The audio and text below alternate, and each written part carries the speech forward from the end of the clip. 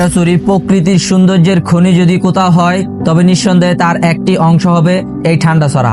এমন একটি জায়গা যেখানে প্রকৃতি আপন করে নেয়, চারপাশে শুধু সবুজ পাথর আর ঝর্ণার শব্দ। আজ আমি এসেছি এই ঠান্ডাছড়ার মাঝে হারিয়ে যেতে আর সেই অভিজ্ঞতা তোমাদের সঙ্গে ভাগ করে নিতে। কিন্তু বেশ সুন্দর জায়গা, ওটা যদি পানি থাকতো তাহলে সুন্দর হইতো, আর পানি যেহেতু নাই একটু সুন্দর হয় নাই। আমরা বাইরে যাবো, এই যে এই জায়গায় আমার কোমর পানি একদম বলতে গেলে, আর পানি এত ঠান্ডা মনে হয় যে পা ধরে নিতেছে ভিতর নিচে থেকে। গাইস, আমরা প্রথম স্টেপ দাব মানে ঠান্ডাছড়ার প্রথম স্টেপ দাব যেটা, ওই জায়গা থেকে আমরা এখন বাইরেছি। এখন কিন্তু আমরা ওই সামনে যে ভিডিওর মধ্যে যে ইন্টারেস্টিং বিষয়টা বলছিলাম বা দেখামো, ওই জায়গার মধ্যে এখন যাবো। ওই জায়গায় যাইতেও কিন্তু আমাদের কিছু একটা সময় লাগবে। আজকের মতো এই জায়গা থেকে বিদায়। সবাই ভালো থাকো, সুস্থ থাকো, আল্লাহ হাফেজ, বিদায়।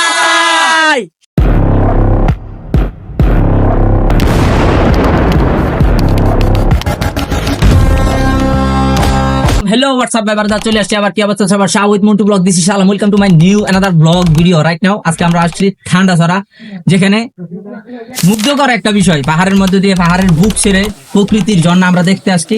তো ভাবলাম একা একা আসলে তো হবে না, সবাইকে দেখাই, সবার সাথে শেয়ার করি। আর এখন আমরা এমন একটা জায়গার মধ্যে আছি যে পাথর, এই পাথরের জায়গায় সবাই এই খালের পানি এই জায়গায় বেশিরভাগ মানুষ ব্যবহার করে, যেহেতু এইদিকে কারেন্ট লাইন একটু কম, এই পানি সুস্বাস্থ্যকর পানি আর সবাই ব্যবহার করতে পারে না, তাই সবাই এই খালের মধ্যে এই যে পাথরের এই জায়গাগুলোতে সবাই ব্যবহার করে থাকে। তো আজকে আমরা এখন আরো ভিতরের দিকে যেতে থাকবো, সবাই ভিডিও কন্টিনিউ করতে থাকো, আশা করি সবারই ভালো লাগবে।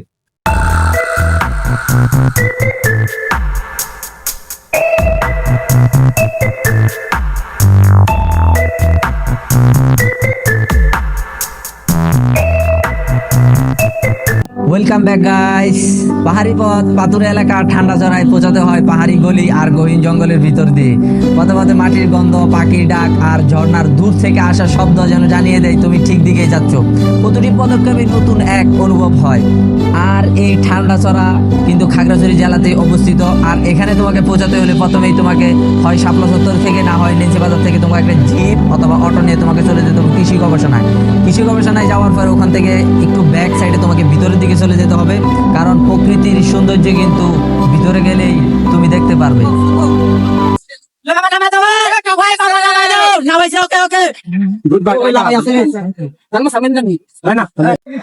গাইস, আমরা কিন্তু কৃষি গবেষণা অলরেডি নেমে গেছি। এখন আমরা ঠান্ডাছড়ার দিকে, মানে এই জায়গা থেকে আর একটু লেফট সাইডে ভিতরে যাইতে হয়। আমরা ভিতরে যাবো, ভিতরে যাওয়ার পরে ওই জায়গা থেকে প্রকৃতির ঝর্ণা এটা সবার সাথে শেয়ার করবো। সবাই ভিডিও দেখতে থাকো, আশা করি সবারই ভালো লাগবে।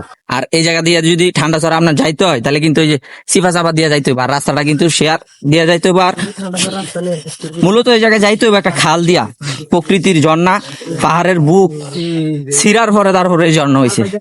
সবাই জায়গায় যাবো, সবাই ভিডিও এনজয় করতে থাকো। আর দেখো এখন কিন্তু আমাদের এই যে খালে নেমে যাইতে হইব, খালে নামার পরে ওই জায়গায় যাওয়া সম্ভব, নাহলে কিন্তু যাওয়া সম্ভব না। ওই যার যার জুতা আছে হাতে লইলা, আর আমার জুতা তো পানি দিয়ে যাইলে এমনি ছিঁড়ে যাবে, এমনি ছিঁড়া আল্লাহ দিলে। এই ঝর্ণাতে যাইতে হইলে কিন্তু সবারই এই পাহাড় সিফা দিয়ে আসতে হইব, আর এই খাল দিয়ে চলাচল করতে হইব, নাহলে কিন্তু অসম্ভব। আর রাস্তা দিয়ে আসা, অন্য দিক দিয়ে আসা যায়, তবে এই দিক দিয়ে আসলে একটু তাড়াতাড়ি, অন্য দিক দিয়ে আসলে তাড়াতাড়ি হইব না। ঠান্ডাছড়ার পাহাড়ি মানুষগুলো সত্যিই অসাধারণ। প্রতিদিন পাথুরে পথ আর উঁচু নিচু পাহাড় পাড়ি দিয়ে তারা সংগ্রাম করে জীবনের সঙ্গে। এখানে নেই কোনো বিদ্যুৎ, সন্ধ্যা নামলেই ঘরে নামে অন্ধকার, আর তারা নির্ভর করে প্রকৃতির আলো আর হারিকেনের উপর। পর্যটকদের সহায়তা করাও এখন তাদের জীবনের একটা অংশ। হাসি মুখে তারা এগিয়ে আসে সবার জন্য। প্রকৃতির সৌন্দর্যের মাঝে বাঁচলেও তাদের জীবনটা সহজ নয়, কিন্তু তারা কখনো হাল ছাড়ে না, কারণ এই পাহাড়ই তাদের ঘর, এই ঝর্ণাই তাদের আত্মা। অল্পতে সন্তুষ্ট থাকা আর হাসি মুখে কষ্টকে বরণ করে নেওয়ার নামই যেন এক ঠান্ডাছড়ার জীবন।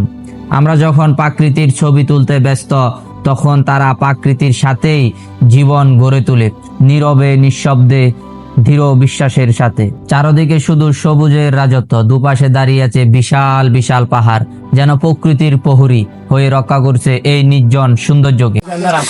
আমি ইয়ার আগে ওই জায়গার মধ্যে একবার আসছিলাম, আসার পর দেখছিলাম যে এই জায়গা থেকে ভরপুর মানে ক্লিয়ারলি পানি পড়তেছে, কিন্তু এখন আসছি মনে করছি যে পানি আছে, বৃষ্টি বাদলও হয়েছে, এই জন্যই আসছি। কই যে না, জন্য তো পানি থাকবো, কিন্তু পানি নাই, এই যে একদম শুকায় গেছে। আর এই জায়গাগুলো কিন্তু পাথরের মধ্যে পানি ফোরতে ফোরতে ফোরতে ফোরতে সবগুলো একদম খুরুলের মতো হয়ে গেছে। এগুলাতে চলার ক্ষেত্রে কিন্তু একদমই সাবধানতা অবলম্বন না করলে এই জায়গা থেকে ফুরে গেলে একদম শেষ, আতফা তো যাইবই। আর যেহেতু এগুলা পাথর পানি ফোরতে ফোরতে শেওলা জমতে জমতে একদম এগুলা ফিসল হয়ে যায়। পাহাড়ের বুক ছিঁড়ে নিচে গড়িয়ে পড়ছে ঝর্ণার ধারা, যার শব্দ মিশে আছে প্রকৃতির ছন্দ। সূর্যের আলো যখন পাহাড়ের গায়ে পড়ে তখন যেন সোনালী আভায় ঝলমল করে পুরো এলাকা। এখানকার বাতাসটাও অন্যরকম শান্ত নির্মল, ঠিক যেমন এই প্রকৃতির মন। পথটা যদিও কঠিন, কিন্তু যাত্রাটা ভুলিয়ে দেয় সব কষ্ট। চারপাশের পাহাড়গুলো শুধু পাহাড় নয়, এই যেন প্রকৃতির গল্প বলা কিছু জীবন, যারা চুপচাপ দাঁড়িয়ে থেকে শত বছর ধরে দেখেছে অগন্তকদের আসা যাওয়া, হাসি কান্না আর জীবন যুদ্ধ। এই জায়গায় আমার কোমর পানি একদম বলতে গেলে, আর পানি এত ঠান্ডা মনে হচ্ছে পা ধরে নিতেছে ভিতর নিচে থেকে, কোমর পানি।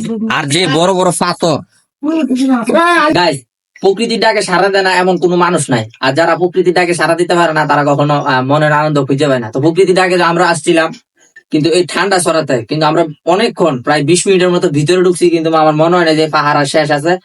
লাস্ট পর্যন্ত সীমানা গিয়ে হয়তো দুইটা পাহাড় দুই দিক দিয়ে ছিদ্র এমন হয়ে যাবো। আর আমরা আর একটু সামনে যাইতে পারতেছি না সামনে, কারণ ওই যে গাছের ময়লা ফেলে সবকিছু ব্লক হয়ে আছে, তো আমরা সামনে যাবো না। আজকে আমাদের ভিডিওর যে ইন্টারেস্টিং পার্টটা আছে ওইখানে আমরা যাবো। এখন কিন্তু এই জায়গা থেকে আমাদের বেরোতে আরো 20 মিনিটের মতো সময় লাগবে। তো 20 মিনিট পরে আমরা আরেকটা অপোজিট সাইডে, মানে একই পাহাড়ে মানে দুইটা ঝর্ণা, ওই জায়গায় গিয়ে আমরা গা গোসল একটু ফ্রেশ করবো, বা ওই জায়গায় একটা আনন্দ করার একটা বিষয় আছে। ওই জায়গা থেকে কিছুক্ষণ আমরা পানি নিচ দিয়েও সাঁতার কাটতে পারবো, কোনো সমস্যা নাই। কিন্তু এই জায়গায় ময়লা, ওই জায়গায় পানি ফ্রেশ। ওই জায়গায় আমি আরো একবার গেছি। আমরা অনেক জায়গা থেকে বাইরে যাবো। আর সুন্দর আছে, কিন্তু পানি থাকলে হয়তো আর একটু বেশি সুন্দর হইতো।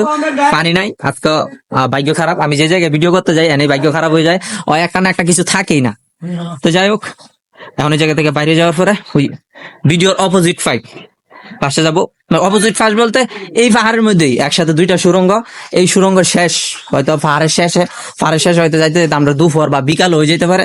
আর অপোজিট সাইডে ওইটা তো বড় না, ওইটা একদম সংক্ষিপ্ত। ওইটার মধ্যে যাইলে কিন্তু আরো একটু আমাদের বেশি আনন্দ দেবো। এটা চাইতে ওইটার মধ্যে আরো বেশি আনন্দ দেবো। ওইটার মধ্যে হয়তো আমরা জমানো কিছু পানি পাবো, পাথরের পানি। আর এখানে পাথরের পানি আছে, তবে ওই জায়গায় গাছের পাতা বা লতা পাতা পড়তে পড়তে জায়গার মধ্যে গ্যাস হয়ে গেছে, পা দিতেই পানিটার সাথে সাথে ময়লা হয়ে যায়। এই যে এখন কত সুন্দর পরিষ্কার পানি, কিন্তু আমরা পা দিতেই এই পানিটা ময়লা হয়ে যায়। আমরা অপোজিট সাইডে যাবো, অপোজিট সাইডে যাওয়ার পরে দেখি গাইস, আমরা প্রথম স্টেপ দাব মানে ঠান্ডা সরার প্রথম স্টেপ দাব যেটা, ওই জায়গা থেকে আমরা এখন বাইরেছি। এখন কিন্তু আমরা ওই সামনে যে ভিডিওর মধ্যে যে ইন্টারেস্টিং বিষয়টা বলছিলাম বা দেখামো, ওই জায়গার মধ্যে এখন যাবো। ওই জায়গায় যাইতেও কিন্তু আমাদের কিছু একটা সময় লাগবে। আর এখান থেকে বাড়িতেও কিন্তু আমাদের প্রায় 40 মিনিট, প্রায় আমরা 9টা বাজে ঢুকছি, এখন প্রায় 10টার মতো বাজে, 10টা কাছাকাছি, 10টা না আরো 5 মিনিটের মতো কম আছে। তো আমরা এখন এই জায়গা থেকে বাইরে গেছি, এখন আমরা সামনের দিকে যাইতে থাকবো। আর সামনের দিকে যাওয়ার সময় কিন্তু এই যে এই জায়গার মধ্যে চলতে কিন্তু অনেক সাবধান। এই জায়গায় কিন্তু অনেক বড় বড় পাথর আছে। এর আগেও আমি গেছি, যেহেতু জানি তাই সবাই সতর্ক করে দিছি যাতে সাবধানে যায়। তো আমরা ওই জায়গায় যাই, দেখি। আমরা হাঁটছি এক ঝর্ণা থেকে আরেক ঝর্ণার দিকে, প্রতিটি বাঁকে নতুন এক দৃশ্য, নতুন এক গল্প। ঝর্ণার কলকল ধ্বনি যেন ডাকে আরো কাছে এসো। আমরা কাছে যাই, পাথরের উপর পা দিয়ে পায়ে একটু কাটা বেঁধে যায়, জুতো ভিজে যায়, কিন্তু সে কষ্টের চেয়ে অনেক বড় এই সৌন্দর্যকে উপহার। এক একটা ঝর্ণা যেন এক একটি জীবন্ত ছবি।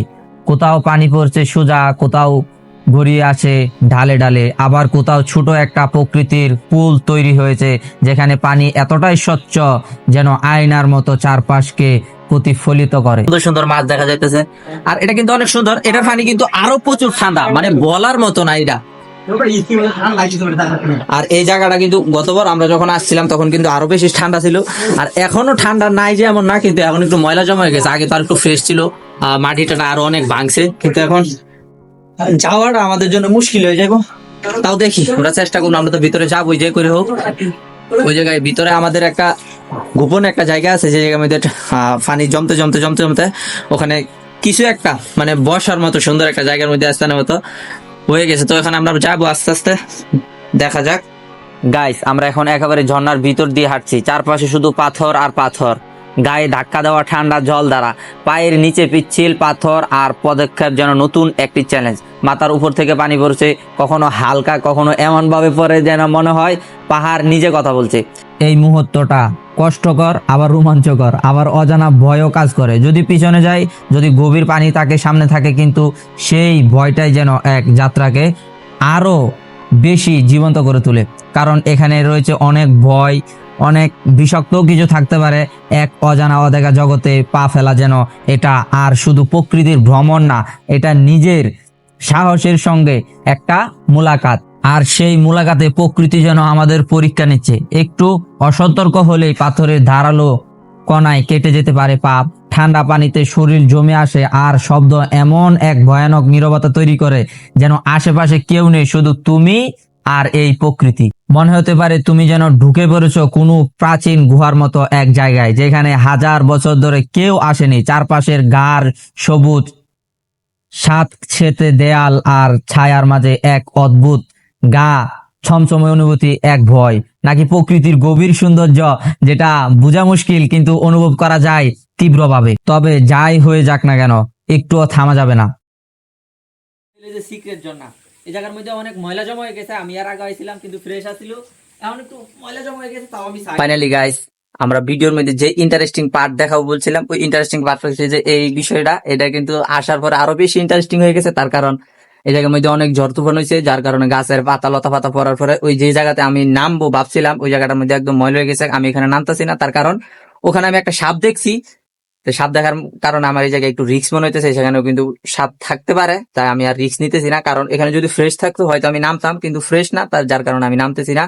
তো আজকের ভিডিও আমি এখান থেকে শেষ করব। সবাই ভালো থাকবা, সুস্থ থাকবা। আর ভিডিও কেমন হয়েছে এটা কিন্তু সব সময় আমি বলি যে কমেন্ট বক্সে বলার জন্য, তোমরা কিন্তু অবশ্যই বলবা। আর সামনে কিন্তু আরো সুন্দর সুন্দর ভিডিও আসবে, আমি লং জার্নি দিব। আর তোমাদেরকে যেন সবসময় মজাদার ভিডিও দিতে পারি, বা তোমাদের মনে মনে যেমন ভিডিও চাও তোমরা কিন্তু কমেন্ট বক্সে বলতে পারো, কোনো সমস্যা নাই, আমি ওই রকম ভিডিও বানানোর চেষ্টা করব। তবে এই প্রকৃতির বিষয়গুলা, এই জিনিসগুলা বা পাহাড় পর্বত, এই ঝর্ণাগুলা কেমন লাগছে এটা কিন্তু অবশ্যই কমেন্ট বক্সে বলবা। আর এটা এখানে কেমন করে আসবা এটা আমি অবশ্যই কমেন্ট করে ভিডিওতে বলে দিব কিভাবে আসতে পারবা। তবে এখানে না আসাটাই বেস্ট হবে। এখানে যারা স্থানীয় আছে তারাই আসাটা হয়তো আমার জন্য আমার মনে হয় যে ভালো হবে। আর যারা স্থানীয় না, দূর দূরান্তের মানুষ, ওরা আমার মতে এখানে না আসাটাই ভালো হবে। আর আজকের মতো এখান থেকে এখন আমি বাসায় চলে যাব। তোমাদেরকে যেহেতু ভিডিও দিতে হবে, তার জন্য এডিটিং এর কাজ শুরু করতে হবে। এখন গিয়ে আমি এডিটিং এর কাজ শুরু করে দিব। আর এখান থেকে এখন বিদায় নিব। সবাই ভালো থাকবা, সুস্থ থাকবা, আর আমার জন্য সবাই দোয়া করবা, আমি যেন তোমাদেরকে সবসময় এরকম ভিডিও দিতে পারি। সবাই আমার জন্য মন থেকে দোয়া করবা। সবাই ভালো থাকো, সুস্থ থাকো। আল্লাহ হাফেজ।